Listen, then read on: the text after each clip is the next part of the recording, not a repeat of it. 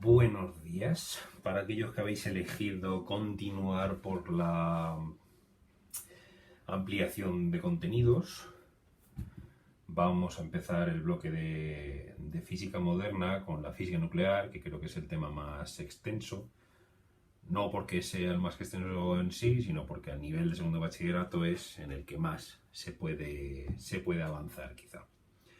Vamos a dividir el tema en tres partes. Es más o menos la estructura que tenéis en el libro, lo he dividido en tres vídeos para que sea un poquito más masticable. Bueno, una primera parte donde hablaremos de las partículas que forman el núcleo, que es el defecto de masa. Aquí tendremos que meter un poco de relatividad, pero la ecuación que conoce todo el mundo. Nada, muy sencillito. Luego haremos una segunda parte donde hablaremos de la radioactividad, ¿vale? ¿Qué es? ¿Cómo se mide? Y sobre todo las leyes de desintegración. Esto es importante, de hecho es lo más importante del tema porque el 90% de los problemas va a ser de eso, de la ley de desintegración radioactiva. Y luego habrá un tercer vídeo que, bueno, será a lo mejor más, yo que sé, divulgativo, pero es muy interesante. Hablaremos de las reacciones nucleares y de sus aplicaciones, que lamentablemente, pues una de sus mayores aplicaciones son las armas nucleares, pero luego también tenemos reactores y otras aplicaciones como la datación o el seguimiento por radioisótopos, médicos, etc. ¿Vale? Eso ya lo comentaremos.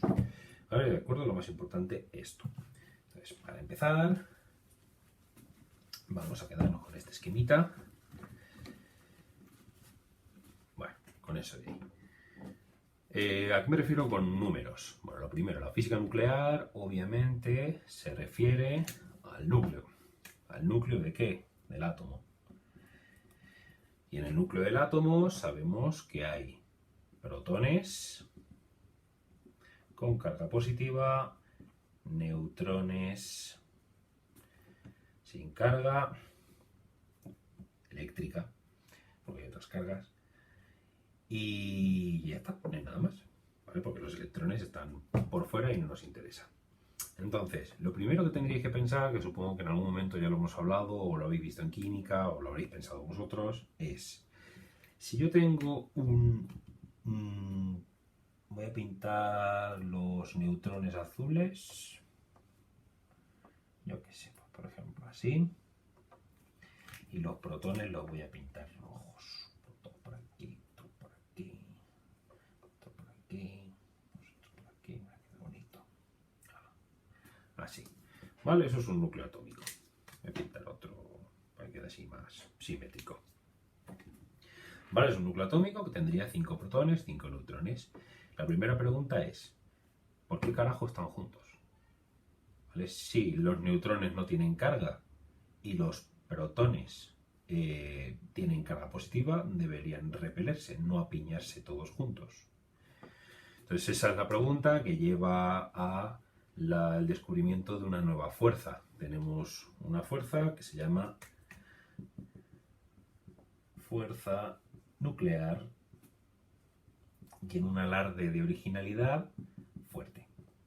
¿Por qué fuerte? Porque luego hay otra débil, ¿vale? Pero sobre todo porque es muy fuerte comparada a este nivel con la electromagnética. Es decir, es suficientemente fuerte como para compensar la repulsión eléctrica entre los protones. La fuerza nuclear se da tanto entre los protones como los neutrones, ¿vale? No es dependiente de la carga eléctrica, ¿vale? Es dependiente de otras cosas. De momento lo que nos vamos a quedar es que tanto protones como neutrones se atraen entre sí si están muy juntitos, ¿vale? Es el tema. La fuerza nuclear fuerte tiene muy poco alcance. Vamos, tan poco que si yo logro separar esto un poquito, ya la fuerza decae tanto que prácticamente desaparece y que desde luego ya empieza a ganar la eléctrica. Si os acordáis, la eléctrica disminuye con el cuadrado de la distancia. La fuerza nuclear fuerte disminuye mucho más rápido. De hecho, llega al punto en el que si yo tengo un núcleo súper grande, eso es un núcleo menos bonito que este, pero con más partículas. Si la distancia entre un extremo del núcleo y otro extremo del núcleo es demasiado grande, ¿vale? Es un núcleo de tamaño, yo que sé, 100 veces más grande que el de hidrógeno, que es una sola partícula, la fuerza nuclear entre aquí y aquí prácticamente desaparece, con lo cual ese núcleo espontáneamente se rompe. Esa es la razón por la cual tenemos limitado el número de elementos. La tabla periódica se acaba en algún sitio, por lo menos de manera natural, porque los núcleos se hacen tan grandes que ya no son estables. ¿De acuerdo?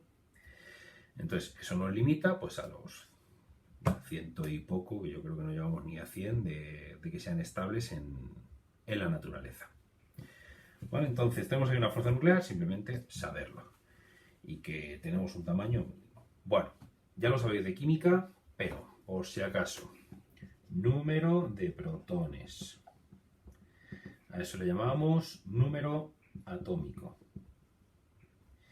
Y el número atómico, ¿vale? Para confusión de todo el mundo, no es la mayúscula, sino la Z. Se llama número atómico porque es el que me define el elemento. ¿De acuerdo? Si yo digo número atómico 6, eso es carbono, punto, se acabó. Y si digo que es carbono, el número atómico es 6, ya está. El número de nucleones, es decir, de partículas del núcleo, de esas dos cosas, los protones y los neutrones son nucleones, la suma de todos, a eso le llamamos número másico. Y a ese sí que le ponemos la A. ¿Por qué se llama número másico? Porque en realidad es el número que me estima la masa del átomo. Aquí viene un poquito la primera pregunta. ¿El número másico es siempre el mismo para un mismo elemento? Pues también deberíamos saber que no. Existen los isótopos,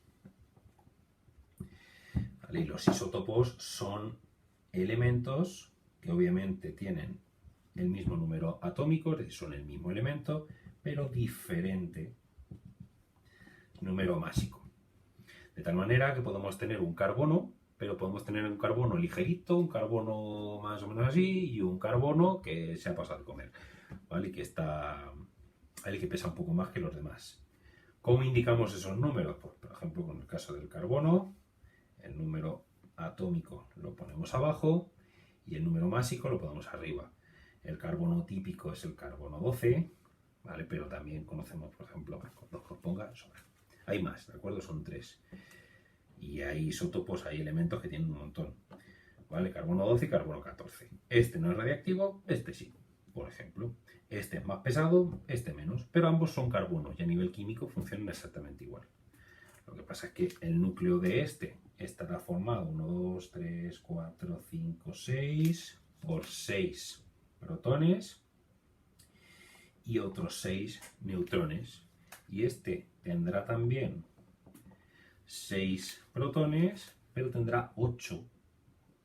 3, 4, 5, 6, 7 y 8, no sé cuántas. ¿Vale? 8 será un poquito más gordo, pero sigue siendo carbono. Al ser un poquito más gordo, al tener demasiados neutrones o demasiado pocos, el equilibrio entre la fuerza nuclear y la fuerza eléctrica se rompe y puede desgajarse, puede haber partículas que se vayan de ahí. Por eso esto es radiactivo y esto no, pero de radiactividad hablaremos en el siguiente bloque. Bueno, pues esto, los numeritos. Otro isótopo de ejemplo muy famoso es el hidrógeno. Tenemos el hidrógeno con un protón y se acabó. Tenemos el hidrógeno con un protón y un neutrón. Y tenemos el hidrógeno con un protón y 2 neutrones. ¿Vale? Son los más típicos. Obviamente el más abundante es este, al que llamamos, no tenéis que saber los nombres, pero que os suenen. Este es el protio, este es el deuterio y este es el tritio. ¿Vale? Muy importantes a la hora de hacer reactores, de fusión y ese tipo de cosas. ¿De acuerdo? Porque son más pesados. Puede haber incluso agua formada por deuterio o por tritio en vez de por hidrógeno normal, por el protio. ¿Vale? Y a eso lo llamamos agua pesada, porque su masa molecular no es 18, es 19. Pero bueno, eso por ejemplo a los químicos pues les interesa menos, pero a los físicos nucleares esa es la vida. Por ahí lo que queríamos decir de números. Bien, ¿qué es el defecto de masa? El efecto de masa es algo curioso y que rompe todas las reglas de lo que tenemos en la vida diaria. Si yo cojo una mesa, eso cuadrado es una mesa, o una caja, me da igual, o una tarjeta, echa la imaginación, y yo rompo esa tarjeta, o ese bicho, o ese lo que sea, si esto pesa m, y este trozo pesa m1 y m2, está claro que m será igual a m1 más m2, es decir, que la masa de los cachos es igual a la masa del bicho entero. Bueno, pues a los núcleos eso no les pasa. Si yo cojo un núcleo que tenga una masa y que, por ejemplo, tenga, yo qué sé, vamos a poner un número redondo, 100 nucleones, y yo aquí hago dos trozos, no tienen por qué ser iguales, donde aquí hay 57 nucleones y aquí hay 43 nucleones, resulta que la masa de este más la masa de este no es igual a la masa de ese. Es decir, no se cumple. Eso es el defecto de masa. Hay una diferencia. ¿Cómo calculamos ese defecto? Pues la variación. El defecto de masa, un momentín que nos lo pongo al revés, que a veces me pasa. Lo tenéis en la página 325. Vale, la masa es los trozos menos la masa. Aplicado a los núcleos atómicos, ¿cuánto vale ese efecto de masa? ¿Cómo calculamos los trozos? Bueno, pues cogemos los protones que haya por la masa de cada protón. ¿De acuerdo? Cuidado porque aquí digamos que estoy partiendo el átomo, estoy partiendo el núcleo en todos los trozos posibles. Estoy quitando todas las particulitas. Entonces sumo lo que pesan todas las particulitas, todos los protones, más ¿cuántos neutrones hay? Pues a menos z. Por la masa del neutrón, ¿vale? Y si sumo todo eso, no me sale lo mismo que lo que pesaba el núcleo. A ver si se escribe. ¿De acuerdo? Entonces, esa diferencia es el defecto de masa. Y el cálculo de la energía de enlace es muy sencillo. Para eso tenemos que echar mano de una ecuación prácticamente nada conocida en el mundo, que es esta. Aunque no hemos visto aún relatividad, ¿vale? No lo vamos a creer, porque está más que demostrado que la energía y la masa son dos cositas parecidas, que una cosa se puede convertir en la otra, ¿vale? Y que simplemente la masa es una forma diferente de energía. Entonces, ¿cómo convertimos una cosa en la otra? Multiplicando por el cuadrado de la velocidad de la luz. Entonces, ¿dónde ha ido esa energía que falta aquí? Esa masa se ha convertido en energía. ¿De acuerdo? O tiene otra forma de energía. ¿Cómo calculamos esa energía de enlace? Pues aplicamos eso. ¿Qué masa es la que estamos perdiendo? La que acabamos de calcular. Entonces, en vez de masa, ponemos defecto de masa.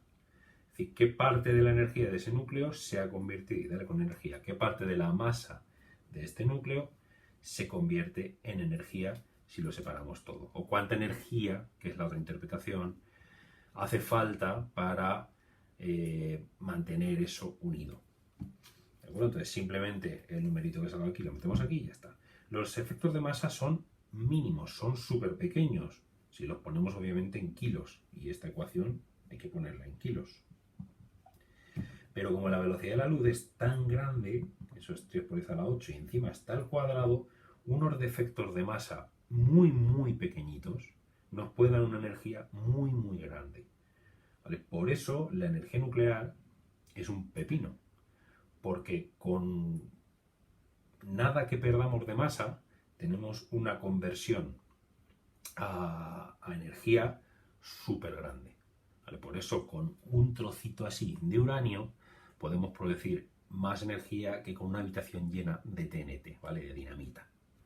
¿Vale? Porque las energías en las que estamos hablando, los defectos de masa, en lo que estamos hablando en física nuclear, son mucho más grandes que la energía electromagnética de electrones saltando de capa y con reactivos y cosas que tiene la química. ¿De acuerdo? Entonces aquí radica la potencia de la energía nuclear. Se utilice bien o se utilice mal. Bueno, por último, aprovechando esta energía, podemos hacer una estadística de cuál es la energía de enlace por nucleón. ¿Qué significa eso? Que yo cojo la energía de enlace que acabo de calcular antes para cada uno de los átomos y lo divido por el número másico, por cuántos nucleones tiene. Y eso lo calculo para cada elemento. Bueno, pues esto lo que me da es una gráfica, que la tenéis en la página 325, que voy a esbozar simplemente, donde aquí tenemos un número másico, que va hasta 240, más o menos, ¿vale? Acordaos que es suma de protones y neutrones. Y aquí tenemos en energía de enlace, es decir, este numerito, medido en megaelectronvoltios, que es una unidad que les gusta mucho, ¿vale? Porque es más cómoda que ir hablando de julios, ¿vale? Obviamente podemos transformar los electronvoltios y los megaelectronvoltios en julios, seguro que sabéis, tampoco hace falta. Lo importante es que esto tiene una forma tal que así y algo así. ¿Esto qué quiere decir? Esto quiere decir que hay un bicho que tiene más energía de enlace por nucleón que el resto. Es decir, hay un bicho que es más estable que todo lo demás. Cuanto más baja sea la energía de enlace por nucleón, más inestable va a ser el núcleo. Además, eso quiere decir que si yo voy hacia el elemento más estable, puedo generar energía, sea así o sea así. ¿Eso cómo se hace? Mirad aquí, números másicos. Número másico hacia abajo quiere decir elementos más ligeros. Es decir, por aquí estará pues, el hidrógeno, el helio, esas cosas. Aquí estará el uranio, súper pesado. Entonces, si yo voy juntando átomos ligeros, si yo cojo átomos de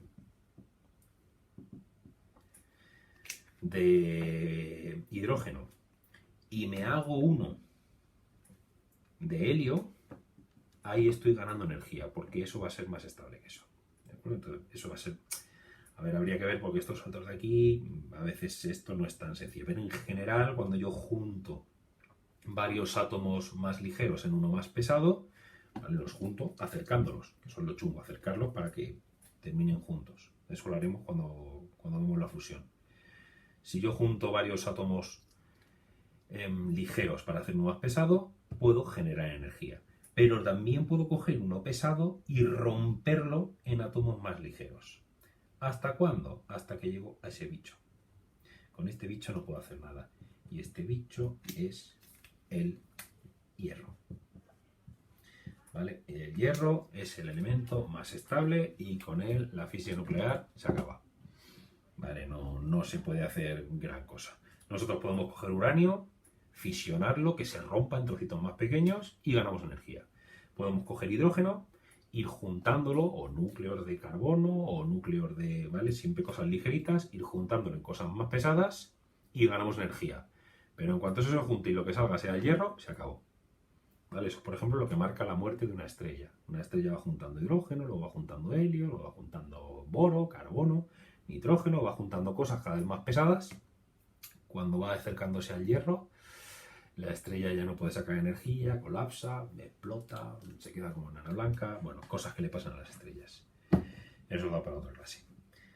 ¿De acuerdo? Entonces, de momento, hasta aquí.